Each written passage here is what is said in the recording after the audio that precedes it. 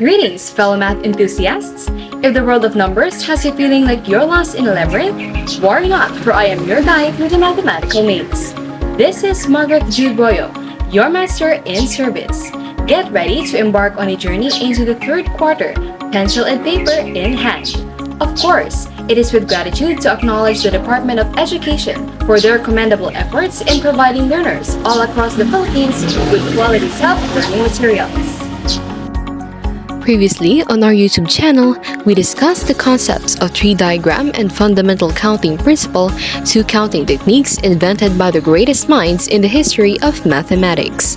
By the end of this episode, you will be wielding the power to define and evaluate factorial notations.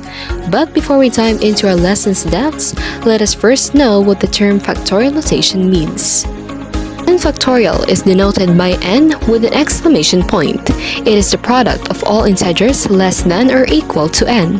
The process of multiplying consecutive decreasing whole numbers from our chosen number down to 1 is called a factorial. For example, the number 7 with an exclamation point can be read as 7 factorial, and the value of this is the product of 7 times 6 times 5 times 4 times 3 times 2 times 1, which is 5040. We can write 7 factorial in several ways. We have 7 times 6 factorial, 7 times 6 times 5 factorial, 7 times 6 times 5 times 4 factorial, and so on. All solutions are equal to 7 factorial, as shown on the screen. Observe the table of factorial notations. Interestingly, 0 factorial is equal to 1. Think of factorials as a way to count arrangements or permutations. For example, 3 factorial means the number of ways you can arrange 3 objects. Now, let's consider 0 factorial. It might seem strange at first, but it's like asking, how many ways you can arrange 0 objects? Well, there's only one way. You don't arrange anything at all. So, by convention, we say that 0 factorial is equal to 1 because there's exactly one way to arrange 0 objects by not arranging them at all. This definition helps keep the patterns and formulas in mathematics consistent and simplifies calculations in many situations.